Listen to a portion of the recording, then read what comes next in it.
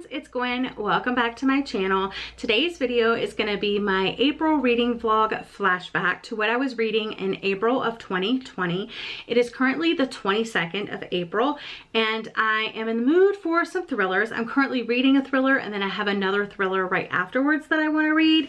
So the first one that I'm currently reading is The Sundown Motel by Simone St. James, which is a story told from two different perspectives. You have Viv, and her part takes place in the 1980s, and then you have her niece Carly, which takes place in 2017. So in 1982, while Viv was working at the Sundown Motel as a night clerk, she disappeared and nobody knows what happened to her. A body was never found, and now many years later her niece has gone to the Sundown Motel to find out what happened to her, see if she can like run into anybody, pull up any news sources or anything like that, and find out what happened to her aunt.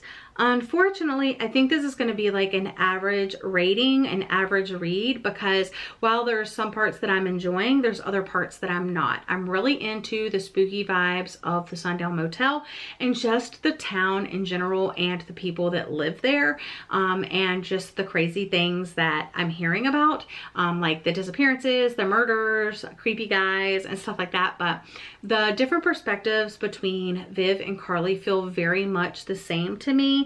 I get very confused whose perspective I'm reading from, so that makes the story kind of jumbled up, because they're both investigating some disappearances and murders. They're both working as the night clerk at the Sundown Motel. They both are interested in these crimes and murders. They both have like a woman that's helping them in certain ways, and they both have a man that's helping them in certain ways investigate the things that are going on. And they also have these roommates that are involved or not involved to a degree, and so they feel very similar, and I realize that they're family, but they feel too similar. And when you have two perspectives like that, I really get more enjoyment when I can really see a distinction between each POV. But so far so okay, you know, so far so good. It's not terrible. I'm about 60% in. I'm on page 218, so I should definitely, if I put some time aside today, I should definitely be able to finish this up. And then next up is Her Every Fear by Peter Swanson. I've been wanting to read this one for a while. I finally hunted it down a while back and it's just been sitting on my shelf. So I'm in the mood for some more thrillers, so I'm gonna read this one. This one is about two cousins that basically swap houses for a period of like 6 months. Let's see their names. So Kate lives in London and her cousin Corbin Dell lives in Boston. So they temporarily swap apartments. Kate agrees, and yeah, so they're both dealing with something that's going on like before the switch, and I think like that's gonna cause like some of the issues that happen in the book. But I did read at least one other book by Peter Swanson and I really enjoyed it. I've already started this one. I'm 2 chapters in, so right at the start of chapter 3, not that far at all. And I don't know, I don't have any like feelings about it yet, but it should be interesting because it's Peter Swanson and he always has like that ace up his sleeve. So I'm really interested in that. But I wanted to do some bookshelf reorganization stuff today because my back bedroom is getting a little crazy. I also have some books set aside, I have like different piles of books, like my May TBR and my April wrap up and like my April haul, which is only my 2 book of the months. So that's good. I'm still sticking to my ban, despite, you know, the stay-at-home order. But yeah, I just wanted to open up this vlog and say hi. I hope you're all doing well. I wish that I could have foreseen this happening. I probably would have held off on doing this type of series, but I think it's going to be interesting, like what's happening now versus what's happening in December when this is going up on my channel. So it will be interesting through the passage of time. You're gonna relive 2020 with me, which I don't know if it's a good thing or if it's a bad thing. It's probably a bad thing, but you know, such is life. Shelves are done. Look how light and bright and wonderful the standalones look, and then you look at the series and they're so dark. Like all the spines are really dark. I have one little white patch right here, but Anyway, that shelf is done. Like I said, read kind of series, some I've read, some I haven't. I'm gonna take a break from organizing. I still kind of need to do this. Okay guys, I got some water. I think it's time to go do some reading. It is 1:23, so I'm gonna try to make a huge dent in my book and then possibly take an afternoon nap. We'll see. I think I figured out my TBR for May, so that's cool. Yeah, I was a little overwhelmed, but I was talking to the co-hosts of Read-A-Rama and stuff like that, so I feel a little bit better. But I'm gonna check out the Sundown Motel now, and I will check in with you guys later. Okay, friends, I am taking a break, and I think I'm gonna take a nap, but I made it to page 255. So I have this much more to go. Yeah, so 255, and it is 326 pages.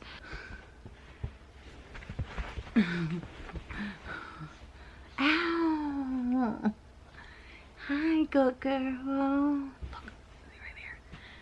Do you see right there? Isn't she the cutest, guys? And I painted my nails, which you probably can't see because it's obviously focusing on her, which I can't blame it, but anyway, I'm gonna take a nap and then I will wake up and hopefully finish my book. Right, friends, I think we're ready. I did take a fat nap. I also played some more Animal Crossing, and I'm gonna jump into the Sundown Motel and finish this bad boy up. Charlie's getting comfortable over there, and I'm gonna sit over there and we're gonna read.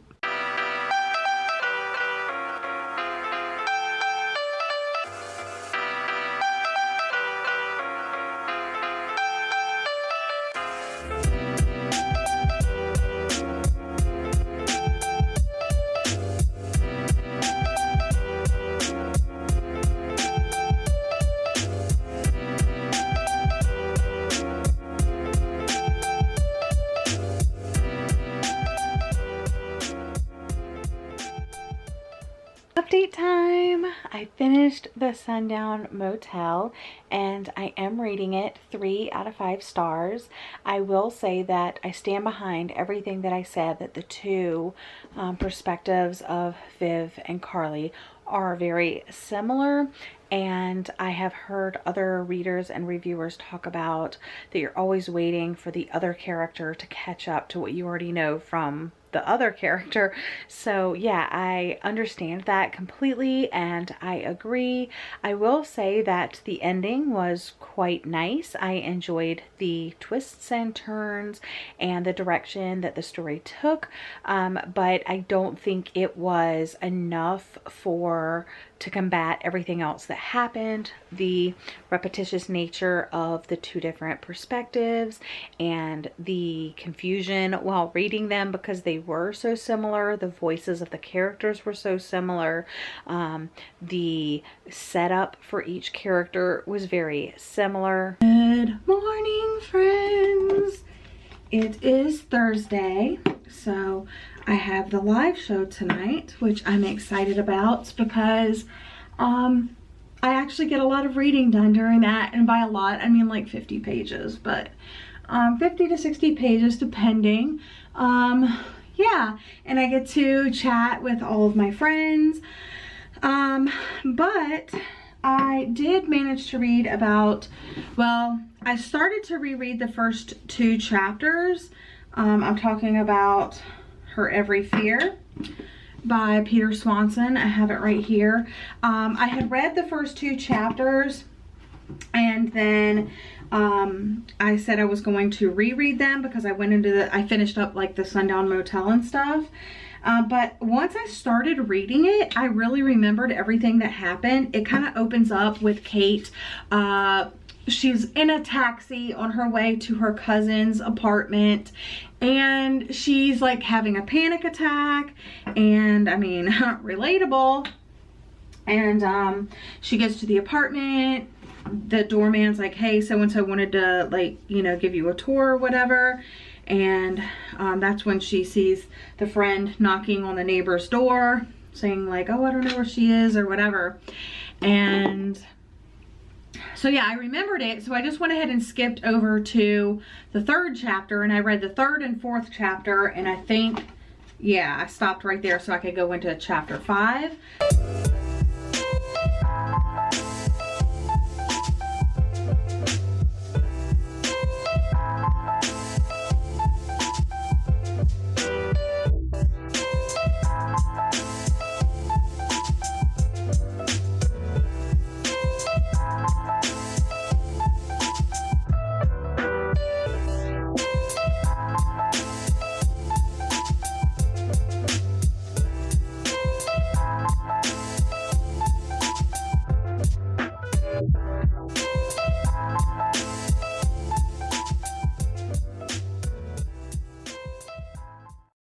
Home from my walk, and I did my morning walk with Charlie, and I have really been using those. Why is this starting? I have really been using those to de-stress and get a little bit of exercise because my gym is currently closed. And I only went like maybe Tuesdays and Thursdays. I've been like sitting around doing nothing around my house. I mean, every once in a while, like on the weekend, we'll do like a longer project, like clean out the shed. We literally took everything out, threw away a bunch of stuff, cleaned the shed, put everything back, organized it, moved stuff around and stuff. And then I think the weekend before that, we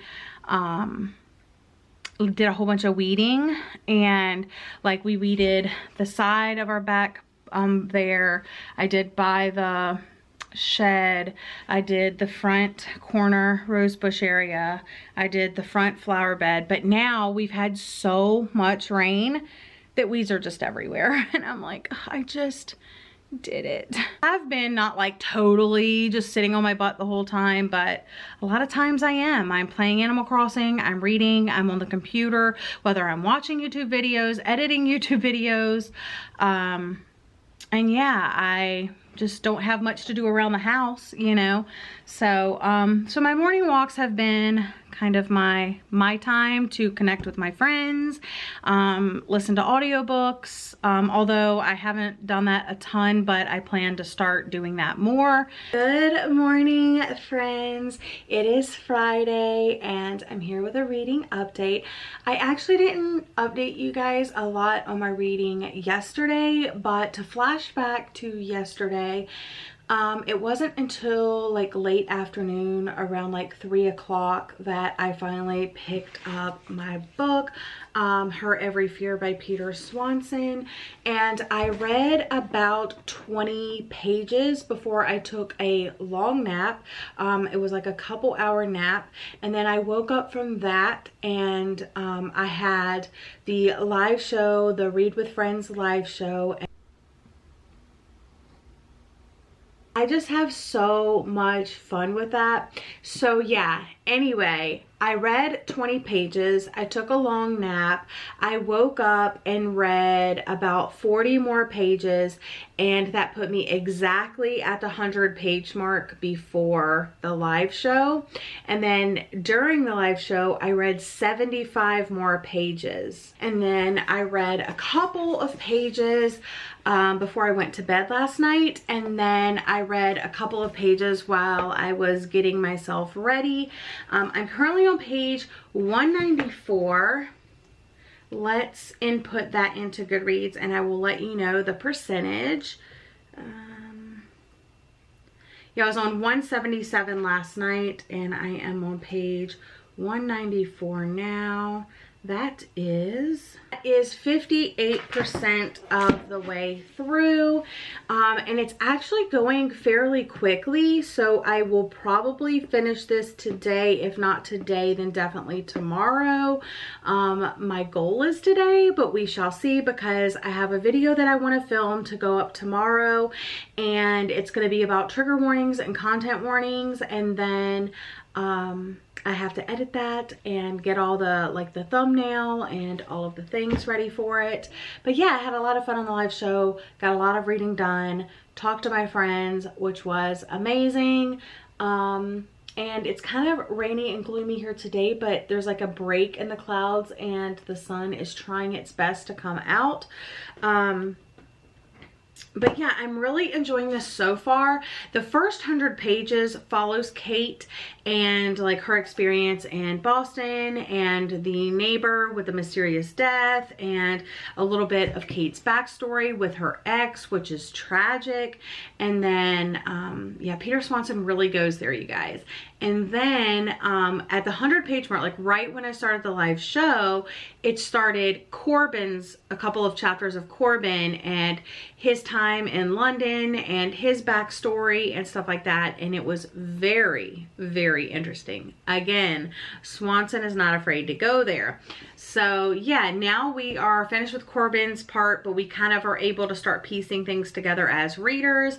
And now we are back in Kate's perspective, and I think we're just going to be like fine-tuning the end of the book to see like what ultimately happens, because we kind of know what happened and I'm kind of making my own connections and my own theories.